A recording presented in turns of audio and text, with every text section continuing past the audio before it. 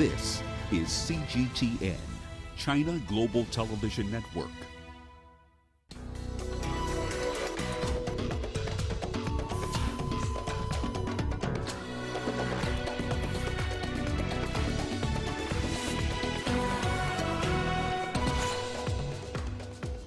Signs of hope in Xinjiang as rescuers rush to save 21 people trapped underground in a mine accident.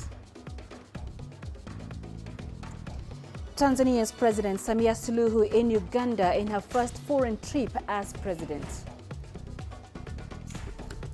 And health and environmental concerns rise as Japan plans to dump radioactive water from Fukushima into the sea.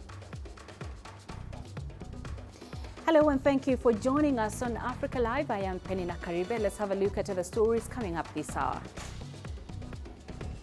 Suez Canal blockage lessons. Experts call for backup plans for global supply chains. And in sports, we look at the success story of Zimbabwe qualifying for the AFCON finals despite financial constraints and the COVID-19 pandemic. Voting is currently underway in Benin as citizens elect their president. This follows weeks of violent protests in a country seen as highly stable and with a robust democracy. President Patrice Talon is widely expected to secure a second term in office. Talon is facing two relatively little-known opposition candidates. These are Alassane Soumanu, who was a minister, and the former President Thomas Boniai, and Corentin Kohu, a veteran politician. After the 2019 parliamentary elections, there was nationwide unrest and the opposition called for demonstrations in the capital, Cotonou. The protests were triggered by the Election Commission imposing restrictions preventing opposition parties from fielding candidates.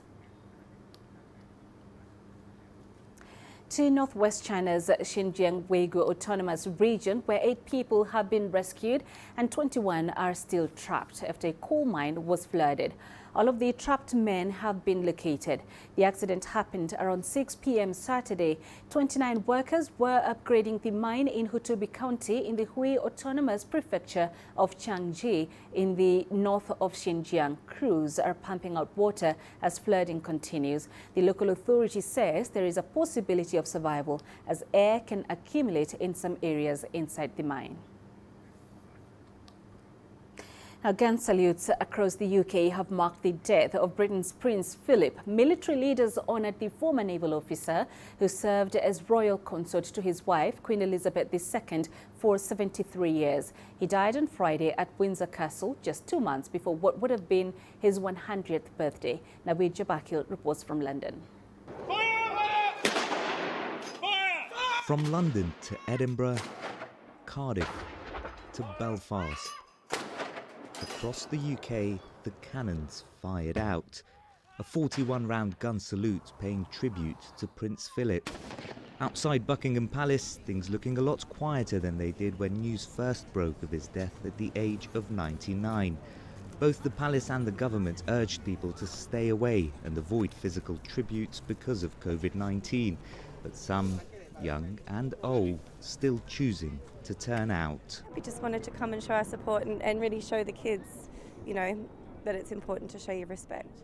What a loyal guy. I mean, the guy had a top career in the Royal Navy and he gave it up to be the number 2 to you know, his wife. I think he'll be remembered as a public servant, an inspiration, and you know, I think of him and the Queen and a wonderful love story that they had for, you know, 73 years of marriage.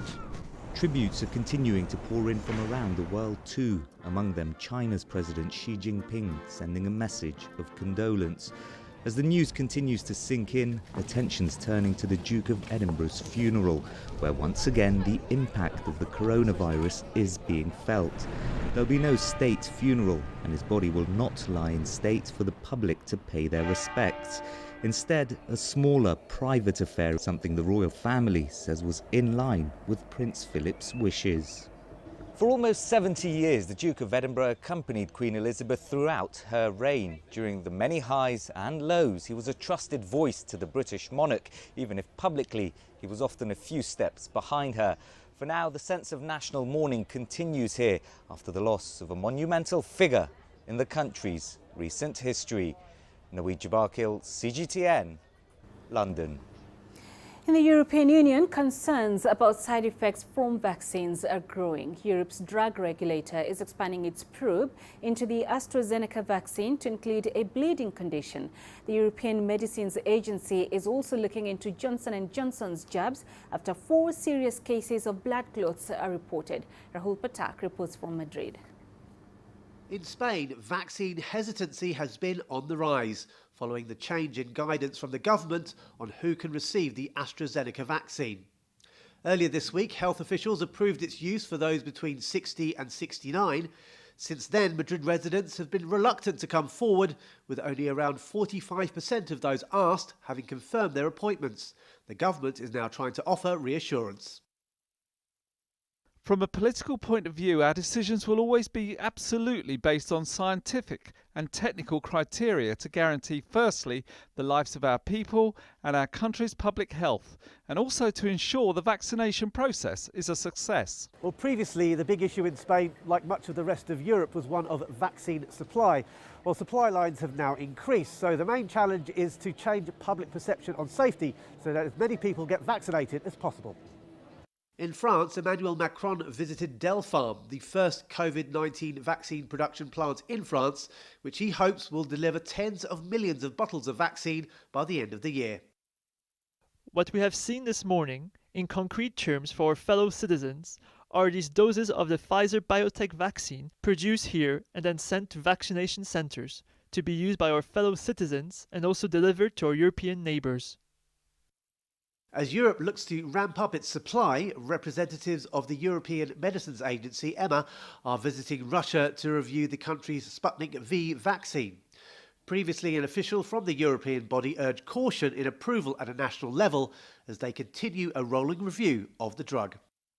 Meanwhile, some more bad news for the Anglo-Swedish AstraZeneca vaccine after Hong Kong announced a suspension in its use.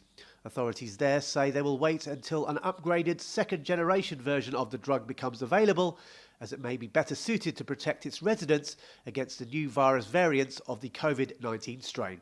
Rahul Pathak, CGTN, Madrid. And the link between AstraZeneca vaccine and cases of blood clots has been confirmed in Germany and Norway. A report by a German disease control agency shows blood clots have appeared in 42 people who received AstraZeneca shots. The country's vaccine regulator said it will stick to the guidance of limiting the vaccine to those aged over 60. Norwegian state media said medical research showed 5 confirmed COVID-19 patients have suffered from the same side effects and also low platelets. Norway halted the rollout of the AstraZeneca vaccine last month. The Tanzanian government says it intends to set up a committee of experts to evaluate the COVID-19 pandemic and advise the government on the way forward. President Samia Suluhu says the country cannot continue to be silent on the issue and also cannot rely only on external reports on the pandemic. CGTN's Daniel Kejo has more. Tanzania is looking to re-strategize its fight against the COVID-19 virus. President Hassan has revealed she will form a committee of experts to advise her government on how to combat the COVID-19 virus. Tanzania last released data on COVID-19 almost a year ago, with data then showing the country only had 509 cases. They will tell us the full impact of the COVID-19 issue, and they will advise us on the various remedies that we are being advised to use. Are they good for us? We want to find this out for ourselves. We don't want people to see ... when people read global COVID-19 reports, which creates uncertainty. We must be clear on where we stand. The exact details of how the committee will be formed are yet to be revealed. President Hassan took office last month after the death of John Magufuli, her predecessor. Experts say this move to form a fresh committee could be a shift from the government's earlier handling of the disease's presence in the country. There have been a lot of call for Tanzania to act in accordance to the World Health Organization guidelines, of which there is a feeling that we are not following those procedures and protocols, which has made an image of Tanzania like we are acting as an island. Unlike her neighbors, Tanzania did not lock down. It required people to wear masks and practice social distancing. Later, it removed restrictions on gatherings and encouraged people to use herbal remedies, steam themselves, and do physical exercises. After pressure from the World Health Organization, the country acknowledged in February that it was dealing with cases of the disease. While the country is eligible for free vaccines from COVAX, the global COVID-19 initiative, late President Magufuli's administration took no steps to receive doses. So many are waiting to see if President Hassan's committee will decide to join its East African neighbors Kenya, Rwanda and Uganda and get its citizens vaccinated. Daniel Kijo, CGTN, Dar es Salaam. Tunisian President Kais Saied is on a 3-day state visit to Egypt. It's the first official trip for Saied to Cairo. On Saturday, the two countries announced deepening ties in all fields.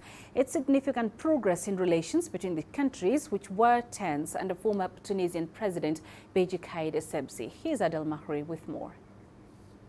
Egypt has rolled out an elegant reception in the honor of Tunisian President Kais Saied in Cairo. Meeting between the two countries' leaders mark a new beginning after years of tension between the two nations over Libya and Egypt's crackdown on the Muslim Brotherhood, which has an active political party in Tunisia. Egyptian President Abdel Fattah el-Sisi announced a plan of comprehensive cooperation between the two nations in all fields and regional issues. Enriching the closeness between the two states and the two brotherly people is our aim, taking into consideration the common challenges that Egypt and Tunisia are facing, on top of which is achieving comprehensive development, facing negative foreign interference in the region, preventing restraints over national institutions, and fighting terrorism and extremism. The two leaders confirmed their identical stances in nearly all topics discussed in Cairo. They've also vowed to support one another in international gatherings, particularly with the UN Security Council. Tunisia is this year's Arab representative on the council, which Egypt will soon approach to discuss the failure of the Nile water talks. Concerning the fair distribution of water, Egypt's national security is our security. Egypt's stance on any international gathering will be our stance. We will not allow any tampering to Egypt's water security. Egypt is talking about a fair solution. Egypt and Tunisia used to support rival Libyan factions. For the first time since the conflict sparked in 2011, they both voiced support for the same leadership in Libya. They discussed means to support the unity government's mission to hold elections in their common neighbor. There has been like a tripartite presidential initiative to reach a comprehensive political settlement in Libya between Egypt, Algeria and Tunis. And I think that now Tunis have seen how Egypt played a vital role in this file. So it wants to like further combine efforts with Egypt to end, for example, or curb the foreign intervention in Libya, and also to combat like the militant groups. Boosting economic ties was an integral part of the talks. Both leaders expressed their desire to develop business ties so they can be as strong as their political relations. Furthermore, President Sisi and President Saied declared that 2021 and 2022 is going to be a year of Egyptian-Tunisian culture. Through it, the two nations hope to host popular events to strengthen ties between their people and spread a culture of tolerance to face extremism and terrorist ideologies, which the two leaders say their countries suffer from. Adel Mahroui, CGTN, Cairo. You're watching Africa Live. Let's take a short break. Coming up. Muslims prepare for the holy month of Ramadan, which is expected to begin on Tuesday. And too sleepy all the time? Well, check if you have a treatable sleeping disorder.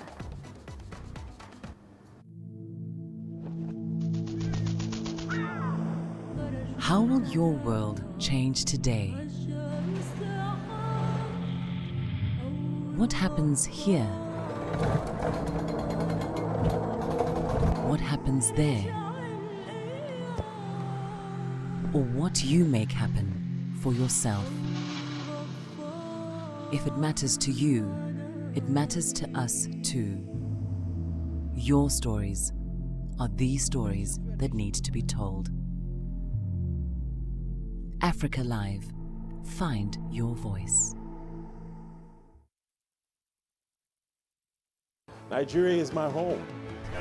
160 million vibrant, ambitious individuals constantly seeking the perfect self-expression.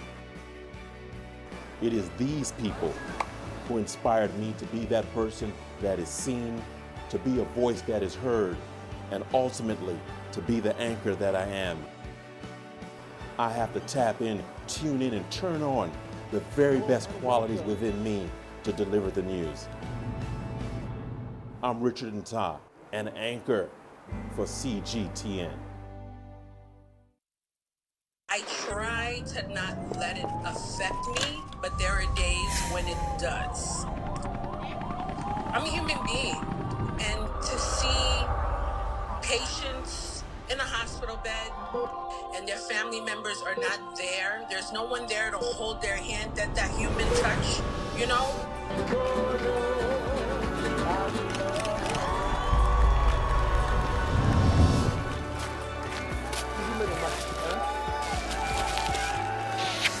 I just hope everyone can remember that the situation is not permanent and that everything will get better eventually.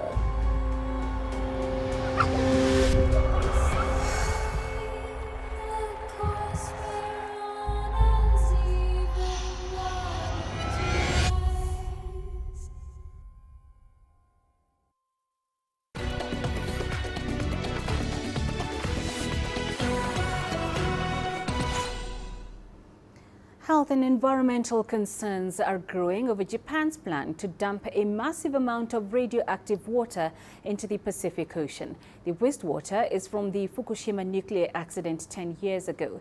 It's been treated but is still radioactive. The government is expected to make a formal announcement soon. Phoebe Amoroso has more from Tokyo. Last year, a government advisory panel gave them with two different options with how to deal with this waste. One was to evaporate it, and the second option was to release it slowly into the sea. Now, they made several provisions based on this. The idea would be to dilute it to 1/40th of the set national safety standards.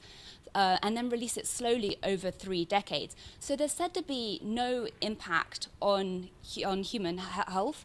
However, there is very strong opposition from the fisheries. Some experts suggest nuclear wastewater be poured into the ocean. There is no support for this among fishery workers and the Japanese public. I strongly oppose this idea as well.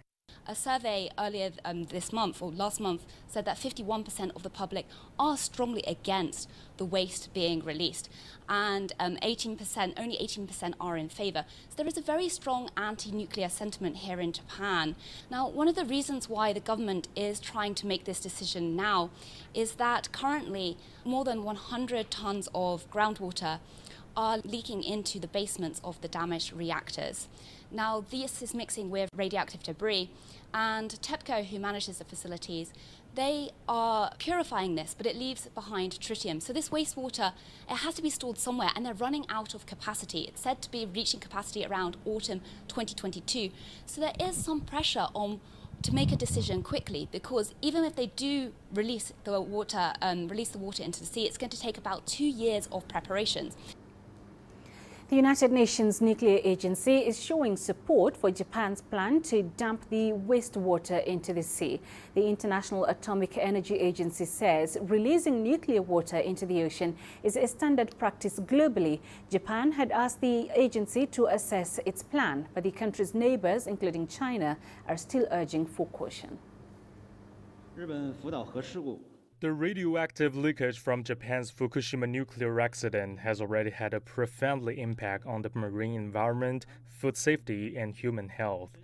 The Japanese government should take a responsible attitude to its nationals, neighboring countries, and the international community, conduct an in-depth assessment of the potential impact of the treatment for wastewater containing tritium at the Fukushima nuclear power plant, voluntarily disclose information in a strictly accurate, open, and transparent manner, and make cautious decisions on the basis of full consultation with neighboring countries. South Korea is separated from Japan by the Sea of Japan. Jack Barton is in Seoul. He reports on the public reactions to Tokyo's plan to release wastewater. South Korea is one of those 15 countries we heard about that does have an import ban on a number of agricultural and seafood products from Japan because of the Fukushima accident, and it's been gravely concerned about this situation all along. And in terms of public opinion, this is one subject that really is it is widespread. The majority of South Koreans oppose this decision. The opposition parties and the main ruling party are essentially on the same page, and it's one issue that pretty much everyone is unified on at the moment in their opposition. The government's been making strong comments about this since 2019. President Moon Jae-in's government says it's gravely aware and there is serious concern. It's called for transparency about the entire process. And the Ministry of Fisheries and Oceans here says this shouldn't be a sovereign decision by Japan. It should be an international decision, particularly, input from countries in the region, even though that the US and France and, as we heard before, the International Atomic Energy Agency have indicated that they believe, this could go ahead. The other big concern here, again, as we just heard, is this wouldn't be a one-off event. This would be the beginning of a process. Fukushima has 1,100 tons. So once this process begins, it will have to continue beginning the release of this water into the ocean. Tanzanian President Samia Suluhu is in Uganda in her first official trip abroad since becoming president. Top of the agenda is the construction of an oil pipeline between the two countries. Last September, the two countries signed an agreement that will see construction of a 1,445-kilometer pipeline that will connect Uganda's oil fields to Tanzania's port of Tanga. Oil reserves were discovered in Uganda in 2006, but production has been delayed by a lack of infrastructure. Muslims around the world are preparing to mark the start of Ramadan beginning Tuesday. Ramadan is the most sacred month in the Islamic culture and is marked by a period of intense prayer, dawn-to-dusk fasting and nightly feasts. CGTN's Yasser Hakim looks at the preparations being made ahead of the start of the holy month. Aware of the economic challenges being faced by the low and middle-income earners due to the outbreak of the COVID-19 pandemic, Egypt's government has established markets countrywide to sell basic goods at discounted prices ahead of the holy month of Ramadan. The fairs, called Ahlan Ramadan or Welcome Ramadan, are handy during this period as people stock up on groceries and dates. Our aim is to provide the basic necessities to the people during the holy month of Ramadan. We provide all types of goods, including food and cleaning products. There are 171 companies selling everything from cooking oil to meat and fish. The private sector, state-owned national services companies, the military services, the Ministry of Interior company, and the state holding company are all here selling products at competitive prices. Ramadan in Egypt had its own traditions, which include families and friends gathering every day to eat after long hours of fasting. Prices of food and sweets naturally increase at this time, which makes Welcome Ramadan markets popular. I heard about this fair and its discounts in the media, and because the purchases for Ramadan are many, I decided to come with my parents to buy things like cooking oil and various types of food. The offers are very good. I didn't expect prices to be so low here. I'm impressed with the variety too. The basic commodities sold here are rice, vegetables, beans, cleaning materials, and then there are special sweets we eat after iftar.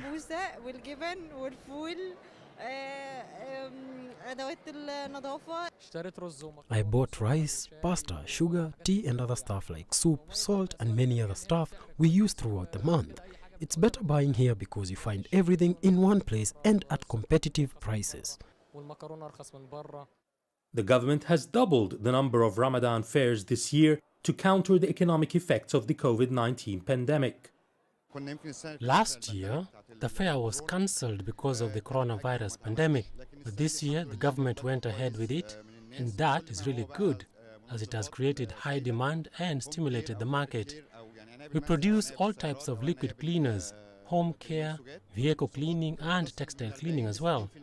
We are offering 40 to 60% discounts, on our products. We prefer during the Welcome Ramadan fair to sell food products, all basics for Ramadan meals as well as some home cleaning products. There is no doubt we have been affected by the coronavirus pandemic. The food product to a lesser extent, but everything else is still very much affected. The Welcome Ramadan fairs are not just supporting the consumers, but are also giving a boost to the market for producers and sellers who have faced tough times due to the pandemic-induced economic fallout. Yes, Hakim for CGTN, Cairo. People living with sleep disorders battle their condition as they try to lead normal lives. Narcolepsy, which is one of these disorders, is a condition where patients have excessive, uncontrollable daytime sleepiness and may suddenly fall asleep at any time during any type of activity. CGTN's Wilkis Tanyabo spent some time with a person living with narcolepsy and filed the following report. When Marianne steps into the doctor's office, she comes with high hopes and great expectations. Sockets for recording the brain. That's because his office offers answers to questions others may not be able to answer. Dr. Peter Muthenji is a clinical physiologist, and his work involves diagnosing sleep disorders. Marianne is living with narcolepsy, a chronic sleep disorder characterized by overwhelming daytime drowsiness and sudden attacks of sleep. It's a disorder whose origin is the brain. The problem of narcolepsy is characterized by several things. One of them is excessive sleepiness during the day. In other words, your kind of sleepiness which you are not able to control. Patients may also lose control of their muscles. Marianne first started to exhibit the symptoms while in high school. Sometimes when I'm taking breakfast, I could doze off without knowing. And then also when walking to school, I used to fall asleep while walking. Like one day I almost fell, and then my classmates were like, are you normal? Are you on drugs or something? What is wrong with you? How can you fall asleep while you're standing? It would take Marianne 5 years to get a diagnosis of narcolepsy. I was very happy. Like I was in the clear, I'm not lazy. That diagnosis changed her life. Narcolepsy is one of a host of sleep disorders originating in the brain. It is important to find out why, because there could be reasons to why that is happening. And if there's intervention done early, that might be able to help you. There are different interventions that are effective on different patients. Medication doesn't work for Marianne. Instead, she has learned to live with the condition. Tasks such as cooking, driving, working, or using public transport can be dangerous because of the risk of falling asleep. But among understanding friends and relatives, she has found support. It's like self-acceptance, it's on a daily basis. You have to remind myself, this is a condition I'm living with, and I'm not able to control it. So I think that is the major reason why I worked hard for me now in terms of being a graphic designer to employ myself rather than being employed. And as more information about these disorders becomes available, people living with sleep disorders hope that the rest of the world will wake up to that reality to also offer support and understanding. Wilkis Tanyabo, CGTN. And coming up in business news, Suez Canal blockage lessons, experts call for backup plans for global supply chains. And environmentalists push South Africa to increase recycling efforts to help manage waste.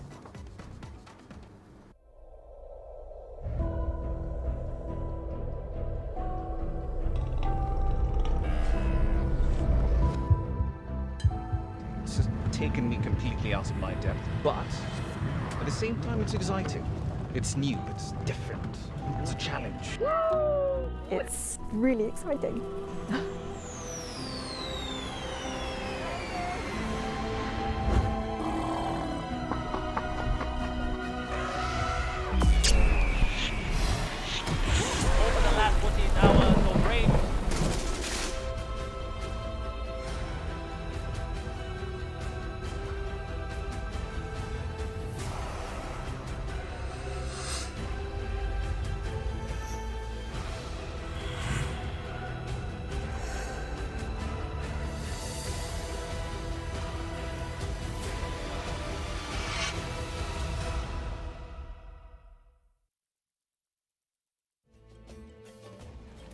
There's more to this place than just glorious landscapes. There's more to it than just, say, Table Mountain or glorious, endless salt flats. There's more to it than countries that are home to some of the deepest mines in the world. There is so much more to this place, even if it is home to some of the finest diamonds on the planet. It is the sheer diversity of the people who call Southern Africa home, and the relentless drive to make it a better place that make it so special. And we know that because this too is home.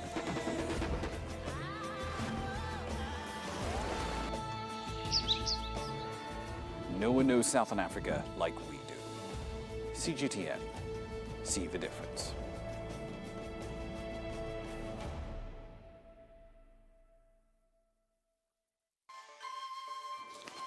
You don't find the stories of North Africa by sitting on the sidelines.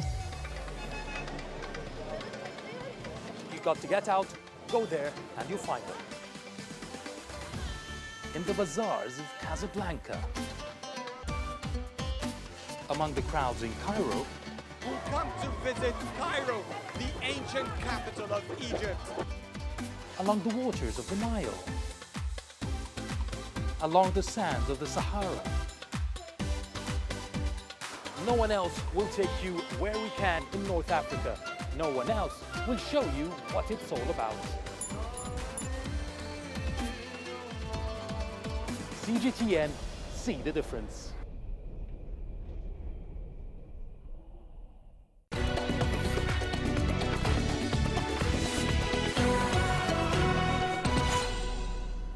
The disruptions from the Suez Canal blockage have highlighted the problems in global trade. Many countries are now thinking about ways to improve maritime commerce and the supply chain network.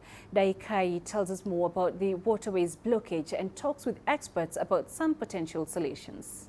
The Suez Canal had to suspend operation again on April 6th due to a sudden engine failure of an oil tanker in the passage. Fortunately, the problem was later fixed and canal traffic resumed. But 2 weeks ago, with the congestion caused by the Ever Given, the situation seemed more dire.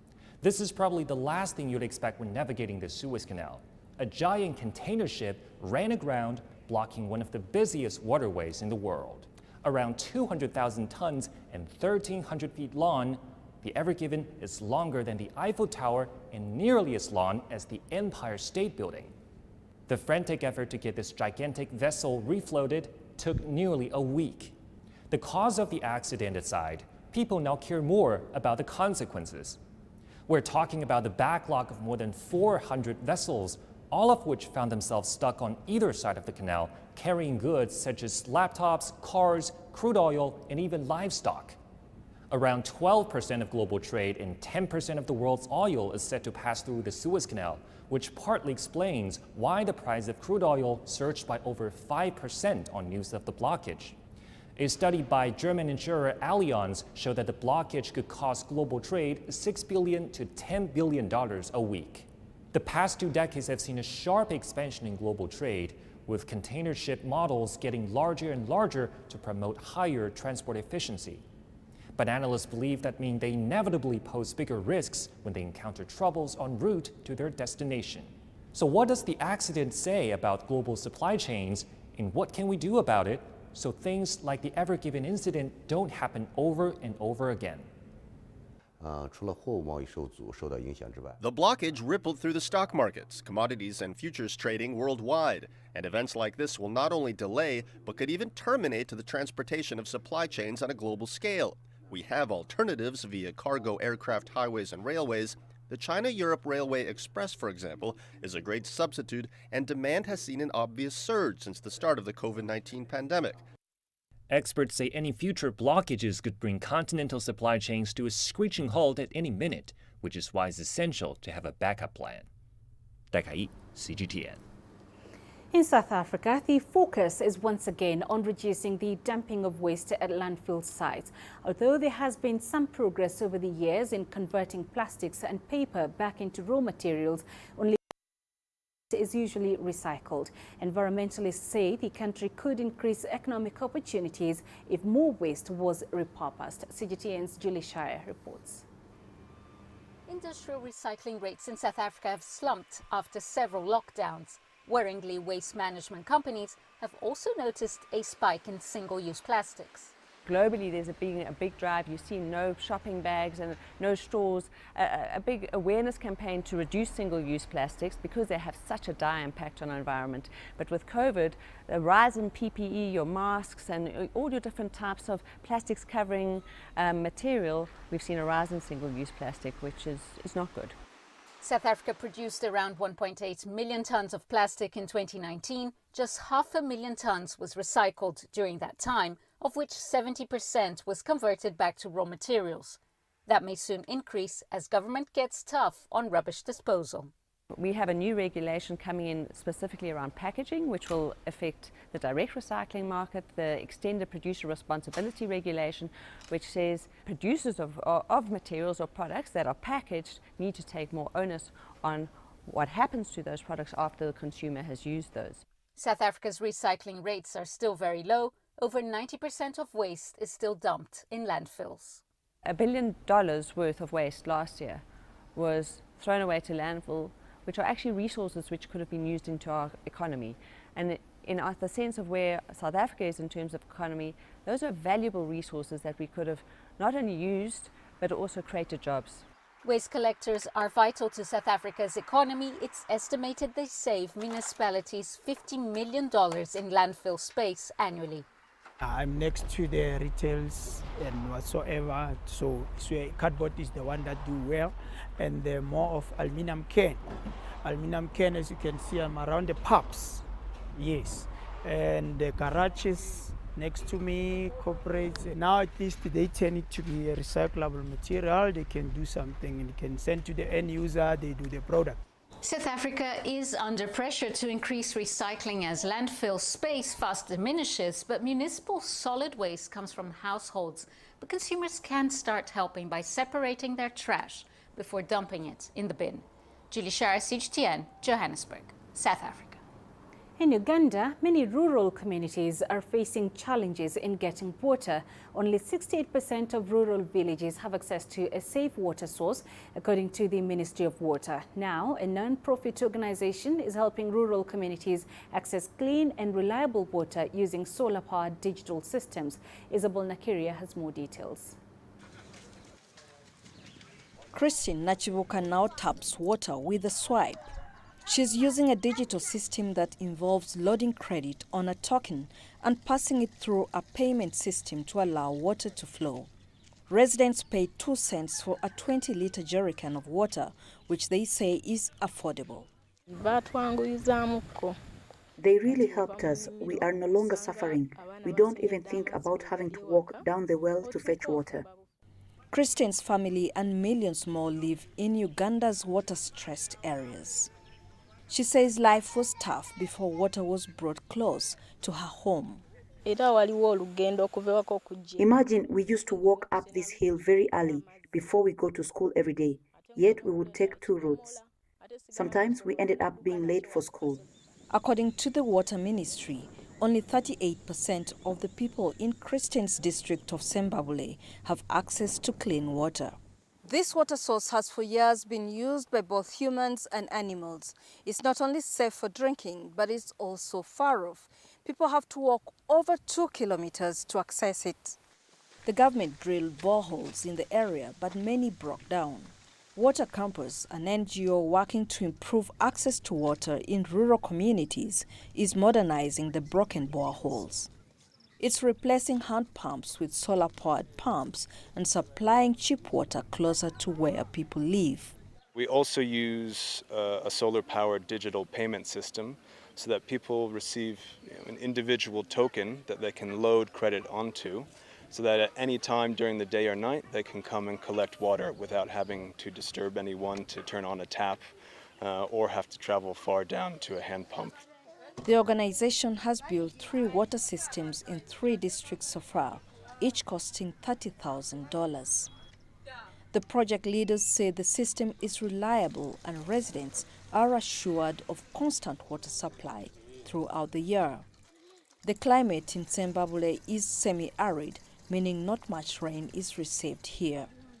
The community in Christian's village is lucky, but millions more still don't have access to clean and safe water. Isabel Nakiria, CGTN, Zimbabwe, Uganda. Over to the Democratic Republic of Congo, where the government has begun distributing gas cylinders to its population at a subsidized price. The move is meant to discourage the public from using charcoal for cooking.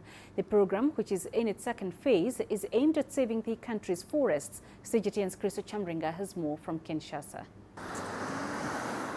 The charcoal trade is a lucrative business in the DRC. Hundreds of sacks of charcoal are transported daily into the capital Kinshasa from other parts of the country. The vast majority of residents use charcoal for cooking. Berth Lumumba is a food seller who can't imagine life without it. Charcoal really helps us to survive. For example, I use it to cook and sell food to many people around here. I have large saucepans which require charcoal stoves to cook well. I can't use any other energy source. But while charcoal has helped Berth fend for her family, the cutting down of trees has degraded the environment. The government has now partnered with a company called Sogas to distribute low-cost gas cylinders to the public in order to reduce deforestation. We provided $2 million to Sogas so that in return the population can have access to these tools, to these units. The way we do it here is that we provide the money, Sogas provides the units to the population at a very, very low price because of the subsidies, and then people will start using this gas on a daily basis, and we think thereafter it will discourage those that are cutting trees for charcoals because people are already using gas. 5 provinces with a growing demand for charcoal have been targeted in this project. Othniel Mpata is one of the women who has started using gas. First of all, gas stoves make cooking fast and easy. Sometimes I get caught up with other work, but when I turn the gas on, my food gets ready in a short time. It's much better than using charcoal. According to NGO Global Forest Watch, the DRC has lost 6% of its forest cover, mainly due to slash and burn agriculture and the use of charcoal for fuel. The DRC has struggled to protect its forests from charcoal traders and illegal loggers for decades. Environmentalists fear the cutting down of trees may lead to severe changes in weather patterns if left unchecked. Authorities have vowed to crack down on illegal activities in the forestry industry, but it remains to be seen whether that pledge will be fully implemented. Chris Chamringa, CGTN, Kinshasa, Democratic Republic of Congo. Join us in Global Business and see Africa through our eyes. The greatest journeys, the greatest sights, the greatest adventures. Here in Panata, this weir allows the locals to walk on water. We're far more than just TV news.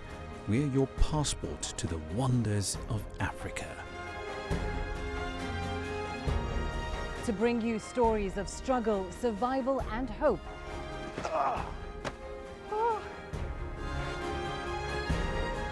So let's explore.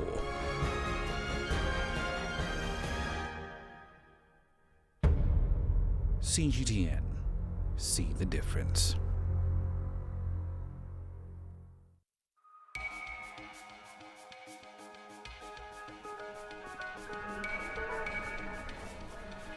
You're watching breaking news on CGTN.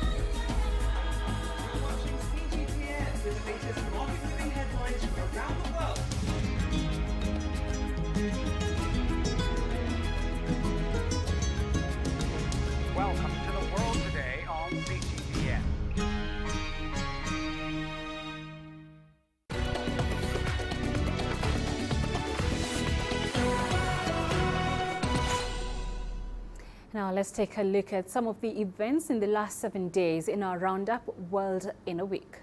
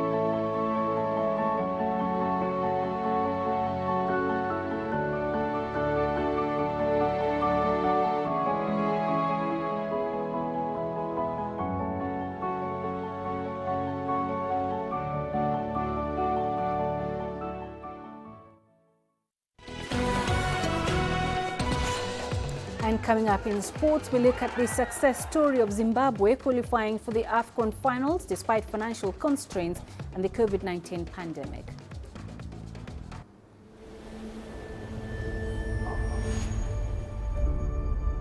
How would you create your legend? On the fields, on the tracks, in the arenas of Africa. Were you born to be a player? Could this moment be yours?